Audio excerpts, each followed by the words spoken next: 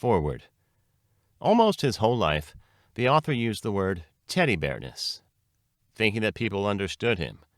He wrote many books where he mentioned this concept. But recently, to the author's sincere surprise, it turned out that the dictionaries do not know the figurative meaning of teddybearness. The author believed that teddybearness, in a figurative sense, is known to people, but a rigorous test showed that this is only a figment of the author's imagination. The concept of teddybearness, figuratively, was formed in the author gradually from childhood. It meant for him a sweet, affectionate, kind attitude, and it seemed to him that he was not alone in this understanding. Well, he was wrong. After the author tried all imaginable ways to cope with this life, which turned out to be quite overwhelming for him, although objectively nothing tragic happened, he returned to this concept of teddybearness and realized that this was the only thing that can save him from despair and desire of non-existence. Of course, the author expects the most negative reactions to his treatise on teddybearness, accusations of idiocy, madness, or just dirty swear words. But the author does not blame his offenders. He doesn't blame people at all. Being thrown into this disgusting, hopeless, cruel world, they simply cannot be different. Nothing but pity and careful attention should be exercised towards them.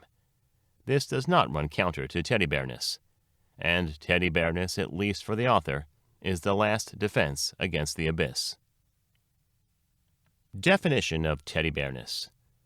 Teddybearness is a system of values, ideas, and actions based on a gentle and benevolent attitude towards everything and everyone, the absence of all anger, hatred, envy, and hostility. Teddybearness ignores the insolubility of the problems of this world and is aimed at creating maximum comfort here and now.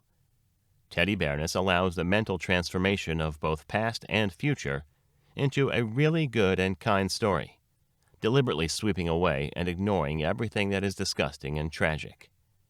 This is achieved by the fact that teddybearness deems all evil as a bad dream, which has no basis in reality, and all good, on the contrary, takes here the form of actual reality, even if such is not.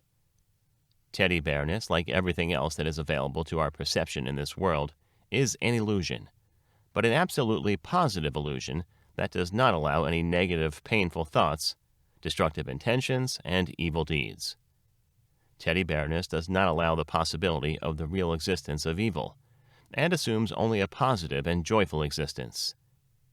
Teddybearness is a remedy against despair, usually caused by gloom, hopelessness, and tragedy of the world in which we are forced to live. Teddybearness is a kind of dam that protects our inner world from the destructive waves of external and internal contradictions. Of course, at some moments this dam breaks through, but it must be stubbornly restored in order to maintain the teddybearness of our inner self. Teddybearness is not a synonym for happiness, but a means, a peculiar method of achieving it. Teddybearness is a mental return to a childhood state, but not of helplessness and fear, but to the illusion of peace, comfort, and security. Teddybearness does not imply the existence of concepts such as retaliation, profit, deception. Teddybearness is not compatible with any religion or philosophical concept, because they are trying to reflect the world with all its versatility, while teddybearness does not make such an attempt. It deliberately and consciously ignores and rejects concepts such as betrayal, hatred, lust, violence, death. Teddybearness makes you behave and live as if such concepts do not exist, and even cannot exist in our world. It does not try to confront them, explain them, and uproot them. Teddybearness simply ignores their existence and even their very possibility. If teddybearness is not able to protect from the realities of this world, then at the very first moment it gives everything bad an interpretation of a nightmare that has come true, and which should be completely forgotten. Theory and practice of teddybearness. The practice of teddybearness consists of teddybearly actions.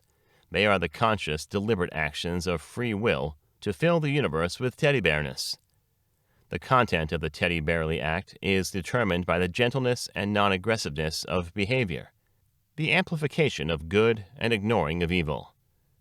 A teddy-bearly act is a conscious action, assessed as an act of moral self-determination, as a teddy-bearly harmless creature. An act is a manifestation of a teddy-bearly person in his teddy-bearly attitude toward another person, himself, a group or society, to nature as a whole, and to God. The motives and goals of the teddy-bearly act correspond to the teddy-bearly awareness of the world, and lead to the multiplication of teddy-bearness, gentleness, and goodness in the world. For example, you can sing a funny song or give everyone around, if not hugs, then at least smiles. Cook semolina porridge for a friend. Help, support, cheer, distract from unpleasant thoughts. Do not be angry or judge anyone. Rejoice everyone, like the spring sun. All this is a combination of teddy-bearly acts. You should not allow bad, painful thoughts. You need to treat them like terrible nightmares that you must immediately forget. If the circumstances of life leave much to be desired, then after the acute phase of suffering, one should try to imagine that nothing happened, that everything is affectionate and teddy-bearly, and the cause of the suffering is illusory and nothing more than a nightmare that should be immediately forgotten. Teddy-bearness as a variety of escapism.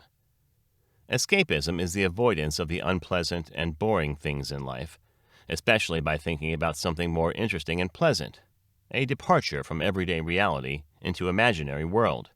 In other words, flight from reality. Of course, teddy-bearness is an attempt to get away from the realities of this world, but it is not difficult to prove that every individual lives in a certain reality of his own, and therefore a superhero chasing a criminal is as escapist as a teddy bear dreamily looking out of the window at little cute bunnies playing. Any vigorous activity, career, art, sports, fashion, role-playing games, sex, religion, etc., can become a way of escapism if a person uses it as compensation for unresolved personal problems. It is difficult to imagine a person for whom all problems have been resolved. The man and the world in which he lives were created in such a contradictory way that it is impossible to avoid a certain tragedy in life. Of course, one can try to ignore this tragedy, but this will be the manifestation of escapism. Passive activity, watching films, reading books, video games, intoxication, meditation, etc., can also become a method of escapism. Escapism can manifest itself both in the form of physical withdrawal from the world, into remote villages, inaccessible regions, and without it, when, in the absence of isolation from society, a person ceases to show interest in the values known to him and accepted in society, preferring the world of his dreams. Escapism is not a disease and is not listed in any medical guides. Writer and literary critic John Tolkien, in his writings, considered the flight from reality to secondary worlds generated by imagination and literature as a purely positive phenomenon that gives comfort and satisfaction. He believed that the escape in literature is served by happy endings and unexpected salvation of characters. In his books, he embodied these ideas, and to this day, many Tolkien fans move into the world he invented, identifying themselves with the characters. Tolkien's friend Lewis, agreeing with him, added that they usually escape from prison, named banality. In the modern world, new technologies and popular culture provide many ways to escape from reality: computer games, the internet, virtual reality, television. Psychologists and sociologists are particularly interested in the phenomenon of online role-playing games, in which players are completely immersed in a fictional world. Sigmund Freud considered escapist fantasizing as an integral element of human life. Life as it is given to us is too difficult. It brings us too much pain, disappointment, insoluble problems. In order to endure such a life, we cannot do without means that give us relief. So we have found that teddy-bearness is a kind of escapism, and that trying to escape from painful reality is not pathology, but rather is a normal protective mechanism of our psyche. Moreover, the attempts to escape using our imagination and a certain unorthodox lifestyle are very common. What makes teddy-bearly escapism special? Sometimes, running away from a certain reality, a person falls into the grip of even more dreadful imaginary world that can exhaust him. Teddybearness creates a naive, but at the same time cute and cozy world, in which nothing threatens us. Everything in it is eternal, affectionate, and in it we feel protected and happy. Teddybearness as Solipsism.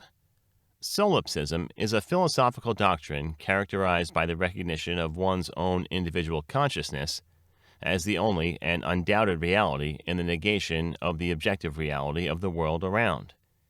It can be considered as an extreme form of subjective idealism. Teddybearness does not insist that the imaginary habitat created by it is an objective reality, but at the same time casts great doubt on the generally accepted reality, which is nevertheless the result of our collective imagination. The logical basis of solipsism is the judgment according to which the only reality that exists authentically is the individual consciousness, which is directly accessible to any particular person, and sensations, which are also directly perceived. The question of the adequacy of the display of the surrounding world in our consciousness always rests on the question of the reliability of perception. If the sensations are reliable, then the world is the way we see it. But we cannot prove the reliability of sensations indisputably, because apart from sensations and consciousness, nothing is directly accessible to us. In this case, we can assume that the sensations are distorted or generated by our own consciousness, and the world around us is not at all the same as we see it, or it does not even exist at all. But Teddybearness does not insist and does not intend to deprive everyone around it of the right and opportunity to believe that their imaginary reality is real. Let them think, if only they would less hamper Teddybearness to arrange her tender and gentle world. Unfortunately, such hampering happens quite often. But having got worried, we use Teddybearness, perceiving and forgetting everything bad, like a bad dream, and living comfortably and cheerfully on. In ethics, the term solipsism refers to extreme forms of egoism and egocentrism. So is it selfish, immoral, not progressive? On the other hand, would it really be better to become insane with grief and fear of this world? Let at least someone using Teddybearness try to be more or less happy, at least in the framework of their own imagination. Teddybearness and the problem of freedom of will.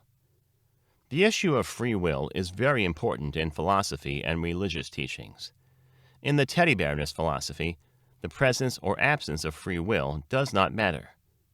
Of course, we make a free choice to eat either raspberry or strawberry jam, provided that both are available. We feel and know that we have such freedom. Although the rhetoric that we are predetermined to choose this or that type of jam, and we are not really free to choose anything, may be true from a logical or some other point of view, but completely meaningless in a teddybearly state. Teddybearness suggests and postulates that for certain things we have a choice, and for others we have no choice. The only thing we can do is say if we don't like something, or keep silent, and this is also kind of a choice. A teddybearly choice always tends towards good and affectionate decisions. In addition, the intensive use of a teddybearly imagination makes you feel comfortable, even when there are not too many reasons for this. Teddybearness and proof of God's goodness. To prove that God exists, that He is good and loves us, has never been an easy task. The problem that all good and almighty God allows the possibility of evil in His world does not lose its severity. The explanation that this is none of our business and that all suffering is for our own good does not satisfy, to put it mildly. For millennia, these questions have worried philosophers, theologians, and many ordinary people. But Teddybearness doesn't care how it really is. For Teddybearness, there is a God. He is kind, and He loves us. That is, He is not an enemy or indifferent, but He is our best friend. It's cozy and good to live with such beliefs. Yes, perhaps we are likened to Pangloss, the character of Voltaire's philosophical novel Candide. Pangloss claims that our world is the best of existing or even possible worlds. The circumstances and events of the novel stubbornly prove the opposite. Tell me, Voltaire, was it easier for you to live with such truth? I do not think so. The author is Pangloss. Okay, I won myself an hour of another teddybearly calm and rest, and thank God. And what was out there? What is really out there? And what else will happen out there? None of my business. Teddybearness and religion. Teddybearness is not a religion. It is simply an attempt to cope with the constant burden of existence. Teddybearness does not pretend that it has answers to the basic questions. The following is an explanation of the attitude of teddybearness towards different religions. Christianity. Teddybearness is scared about why God should be crucified. Teddybearness does not want him to suffer. She pities everyone. She wants to give everyone tea and treat with biscuits. Christ, Judas, and Pontius Pilate. Teddybearness wants everyone to be happy. She does not ask why the Almighty God could not or did not want to arrange everything in a nicer way. Teddybearness, on the contrary, believes that this is precisely how it works, and all that is bad and terrible is just a dream that must be immediately forgotten. Teddybearness has incorporated within itself a lot from Christianity. It teaches not to judge anyone, not offend, not to resist evil, and most importantly, to love everyone. But teddybearness could not cope with the tragic essence of Christianity, the need to bear the cross and then ascend to it and crucified. It is too painful and upsetting, and the teddybearness cannot stand it. Judaism. Teddybearness is frightened to read the Old Testament. There are a lot of terrible things written in there. Teddybearness does not like to follow all sorts of traditions. If she wants to make cakes on Saturday, she does it, despite the prohibitions. Still, teddybearness does not distinguish who is Jewish and who is not. Teddybearness loves and pities all the same. Islam. Teddybearness is terrified to read the Quran. There are a lot of terrible things written in there. Teddybearness does not like to kneel. Teddybearness does not want to pray to Mecca 5 times a day. Teddybearness doesn't like jihad. Teddybearness would gladly treat with cup of tea all of the fanatics and try to persuade them not to be fanatical. But if she doesn't succeed, then she doesn't care. It will act like there are no terrorists. All just dreamed and forgotten. Buddhism. Teddybearness adores Buddhism because Buddhists, as a rule, don't fight. But she doesn't like that it is necessary to stop desiring in order to stop suffering. What infuriates the author, and how to control these feelings using teddybearness. Nature. Nature is an ultimate sadist and our main abuser. It is she who makes us do and desire everything that we do and desire. She has her shepherd interests, so that we eat, drink, breed, and die in time. And around these disgusting earthly needs revolves all our human philosophy, morality, religion, and politics. The author is outraged that any of his actions in one way or another is dictated by nature. He wants to rebel against nature, but even this rebellion is dictated by nature. In general, we need to understand and remember that we are always in the grip of nature. We must try not to succumb to the evil nature. We need to take a step towards a peaceful disobedience against nature. Teddybearness can help. Teddybearness is independent of nature and is outside of it. Having plunged into teddybearness, we can protect ourselves from rough manipulations of the stepmother nature. Reality. The author is infuriated by reality. Each one has his own reality, and even it splits into 1,000 small parallel realities. Look in front of you. Here is the hangnail, and there the spider on the wall is crawling. And the other person would perceive a completely different reality at the same time and in the same place. And then it turns out that in our memories we cannot distinguish such reality from the dream. Only teddybearness can help us. Take affectionate teddybearness for the only reality and live in it, admiring. Oh, what a funny hangnail. Oh, what a funny little spider. Dreams. The author is furious with dreams because they often spoil the mood. We do not have freedom over our own dreams. Well, we have practically no freedom and power over our own lives. Laws of physics. We always collide with reality. But in a dream, what prevents us from being the masters? Alas, here we are forced to suffer at the most vulnerable moment, when we seek rest from the hardships of the real life. So with teddybearness we have to fight with dreams also. We cannot at our command make dreams teddybearly, but we can try to use them to cope with bad memories. Since teddybearness considers everything bad to be a dream, it is very important to learn to forget bad dreams. For this, the following exercise is proposed. Remember some terrible dream that you had. Now remember something unpleasant from your past. Both the dream and the memory now feel the same, don't they? Aren't they made from the same elusive substance? Well, now forget the dream and reality that you dislike. Nothing happened. Be teddy-bearly, funny, affectionate, and harmless. Bad thoughts. The author is enraged by bad thoughts. Well, why cannot a person be the master of his own thoughts? Why can't he decide what gets into his head? One must learn to block and reject evil thoughts. Just start thinking. Immediately decide, is this idea bad or not? Do not be afraid that at first almost all thoughts will turn out to be bad. Well, drop them all. It is especially useful to think teddy-bearly, cozy, affectionate thoughts. Critics. The author is furious with critics. Probably everyone is furious with critics, but we understand that most often this criticism reflects the critic's own issues, or they criticize pursuing a certain benefit for themselves. Moreover, we do not care about the opinion of most of them.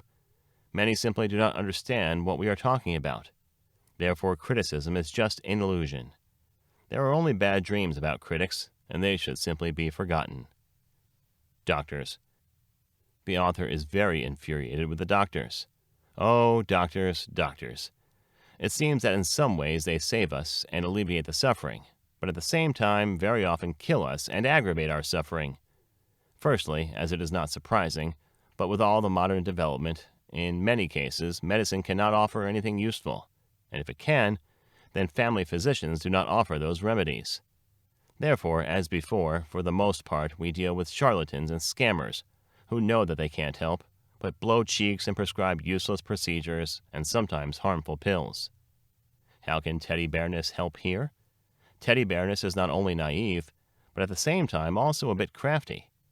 Thank God, now a lot of information is available. Do not go to see the doctor unprepared. You should at least know what kind of pills they prescribe and what are their side effects.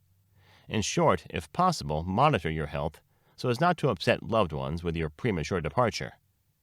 Well, and to the doctors themselves, teddy-bearness is affectionate and understanding. Those people were not trained to make miracles, and they are also quite troubled creatures after all. Diseases. The author is enraged by diseases. It's difficult to cope with disease. When it hurts, you want to scream of despair. Of course, you can't help just with teddy-bearness. Try to apply all possible and affordable methods to alleviate suffering.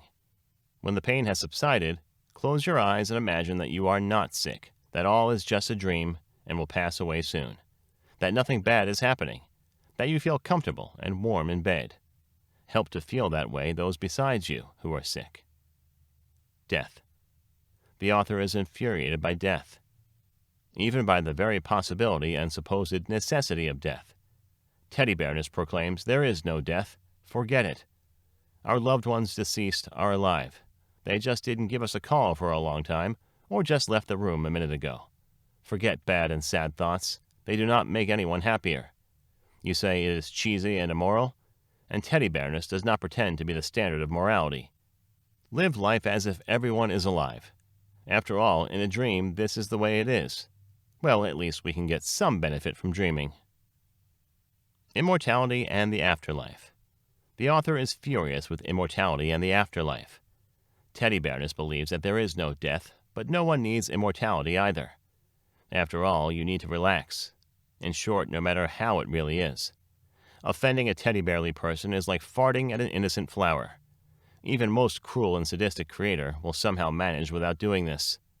But since we are still alive, all these fears of afterlife and final judgment are not yet relevant at the moment. Therefore, you should not think about it.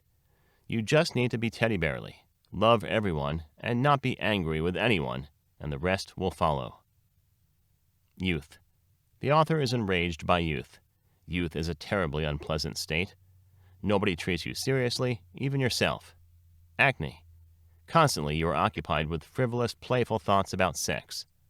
Everyone takes advantage of your inexperience and arrogant naivete, forcing you to do what's impossible to force you to do in your mature years, working on completely idiotic slave jobs, serving in the army, doing prostitution, doing homework, drinking terrible amounts of alcohol, smoking all sorts of shit, and so on.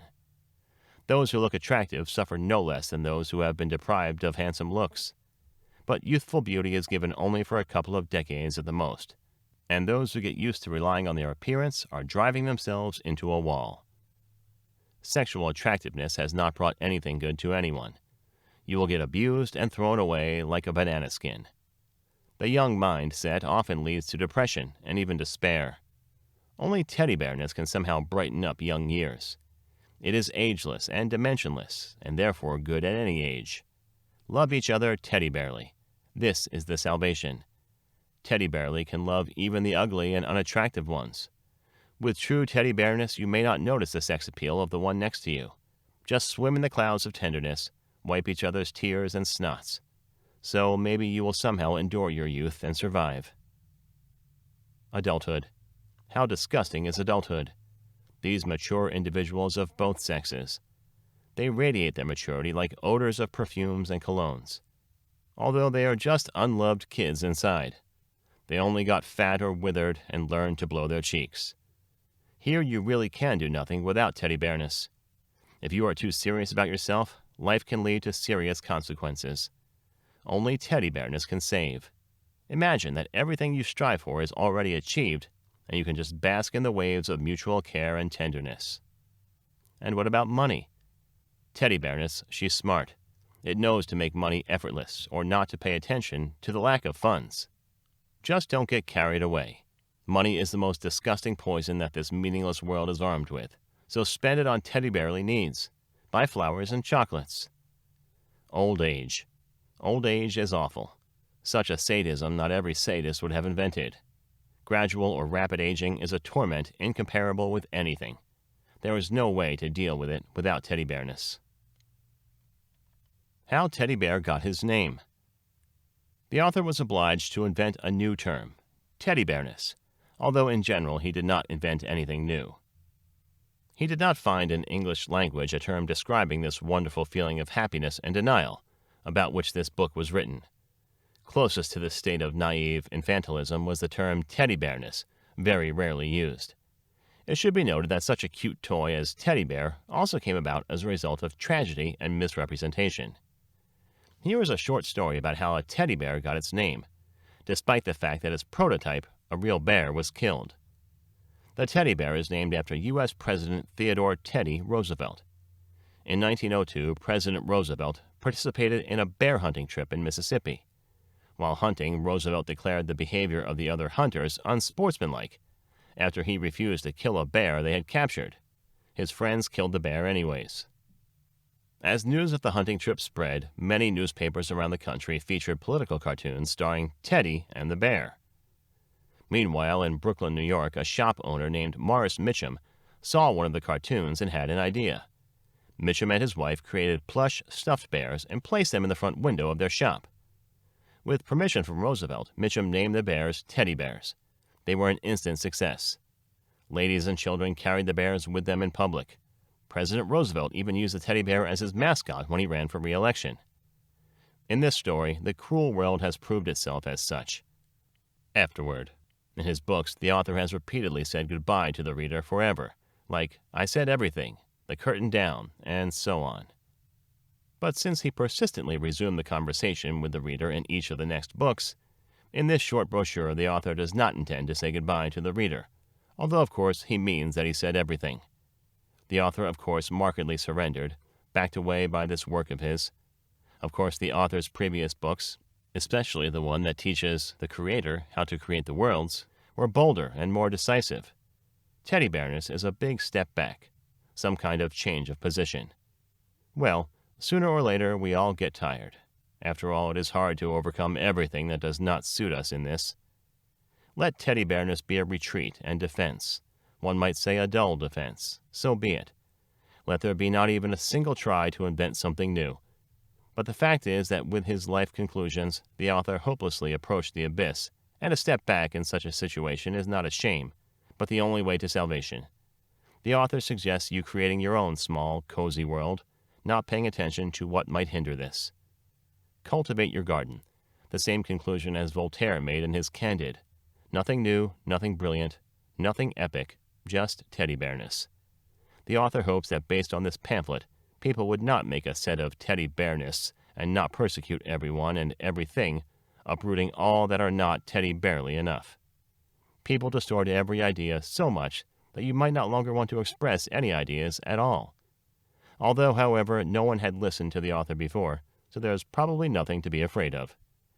Ultimately, Teddybearness truly helps the author to continue to live, and everything else perhaps does not matter.